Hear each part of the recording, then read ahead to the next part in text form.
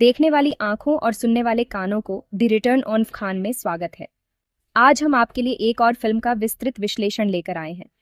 अगर आपने अभी तक हमारे चैनल को सब्सक्राइब नहीं किया है तो तुरंत करें और घंटी के आइकन पर क्लिक करें ताकि आपको हमारी नई वीडियोस की सूचना समय पर मिल सके।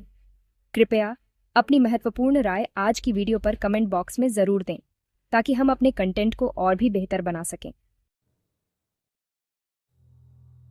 दो दोस्त, एक जुर्म और सच्चाई की तलाश। ये कहानी है दोस्ती, विश्वासघात और न्याय की। ये कहानी है अ फ्यू गुड मैन की, एक ऐसी फिल्म जो आपको सोचने पर मजबूर कर देगी। ये फिल्म मिलिट्री कोर्ट में चल रहे एक ड्रामे की तरह है जहां हर सवाल का जवाब आसान नहीं होता। कहानी में दो अमेरिकी मरीन सैनिकों पे अपने ही साथी को मारने का इल्जाम लगता है। ये इल्जाम उनके जीवन को बदल कर रख देता है। फिल्म दिखाती है कि सही और गलत के बीच की लकीर कितनी धुंधली हो सकती है। न्याय की खोज में कई बार हमें अपने ही सिद्धांतों पर सवाल उठाने पड़ जाते हैं। कानून की पेचीदगियां और मिलिट्री कोर्ट की दुनिया, सब कुछ उजागर होता है। यहाँ हर कदम पर एक नई चुनौती होती है। ये कहानी आपको शुरू से आखिर तक बांधे रखेगी। हर मॉडच पर एक नया रहस्य, हर दृश्य में एक नई गहराई। अ फ्यू गुड मैन एक ऐसी फिल्म है जो आपको सोचने पर मजबूर कर देगी कि न्याय और सच्चाई की असली परिभाषा क्या है। कहानी शुरू होती है ग्वांतानामो बे नेवल बेस से। प्राइवेट विलियम सैंटियागो वहां तैनात है। एक रात उनके बैरक में एक बहुत बुरा हादसा होता है। सैंटियागो मरा हुआ मिलता है।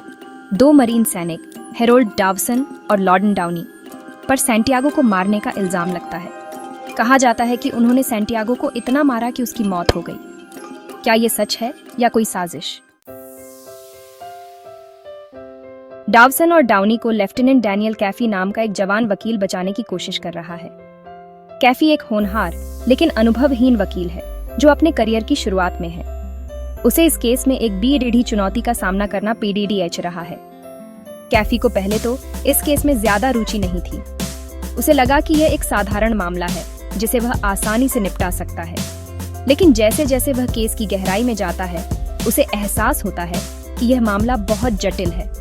लेकिन धीरे धीरे उसे समझ आता है कि मामला उतना आसान नहीं है जितना दिख रहा है।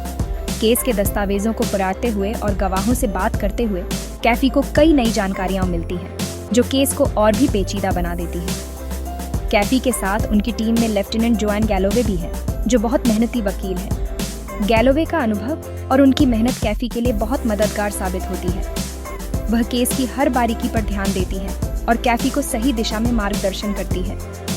ये दोनों मिलकर सच्चाई का पता लगाने और अपने क्लाइंट्स को बचाने की ठान लेते हैं। वे दिन रात मेहनत करते हैं, सबूत जुटाते हैं और एक मजबूत रक्षा रणनीति तैयार करते हैं। उनका उद्देश्य सिर्फ अपने क्लाइंट्स को बचाना नहीं बल्कि न्याय की जीत सुनिश्चित करना भी है।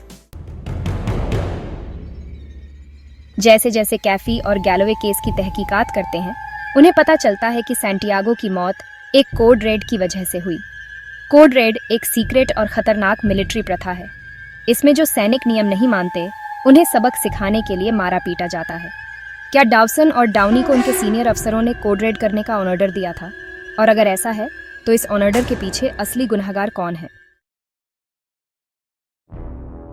केस का ट्रायल शुरू होता है। अदालत का माहौल गंभीर है। कैफी और दूसरी तरफ के वकीलों के बीच बहस बढ़ती जाती है। कैफी का सामना बेस कमांडर कर्नल नाथन जेसेप से होता है। जेसेप एक सख्त और अनुभवी अफसर है जो अपने सैनिकों और बेस की रक्षा के लिए कुछ भी कर सकता है। ये सिर्फ दो सैनिकों का मुकदमा नहीं है बल्कि दो अलग सोच की लड़ाई है। ट्रायल अपने आखिरी मोड़ पर पहुंचता है। महीनों की सुनवाई और गवाहियों के बाद अब सबकी निगाहें जज और जूरी पर टिकी हैं। हर कोई जानना चाहता है कि न्याय का पलड़ा किस ओर झुकेगा। कैफी जेसेप को गवाह के तौर पर बुलाता है। यह एक महत्वपूर्ण मोड़ है क्योंकि जेसेप के बयान से ही केस की दिशा तय होगी। गवाह के चेहरे पर तनाव साफ झलक रहा है। एक टेंशन भरे माहौल में कैफी जेसेप से जबरदस्ती कोड रेड के ऑर्डर की बात कबूल करवा लेता है। यह कबूलनामा केस के लिए निर्णायक साबित होता है। कोर्टरूम में सन्नाटा छा जाता है। हर कोई इस अप्रत्याशित मोड़ से स्तब्ध है। आखिरकार डावसन और डाउनी को हत्या के इल्जाम से बरी कर दिया जाता है। उनके चेहरे पर राहत की झलक साफ दिखाई देती है।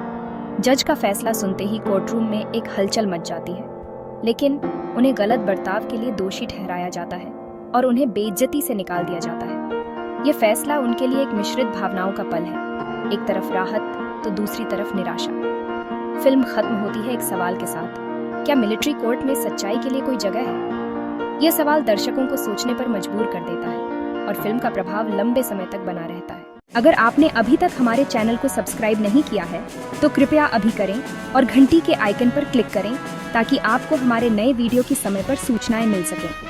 कृपया आज के वीडियो पर अपनी मूल्यवान प्रतिक्रिया कमेंट बॉक्स में साझा करें ताकि हम अपने कंटेंट को और बेहतर बना सकें।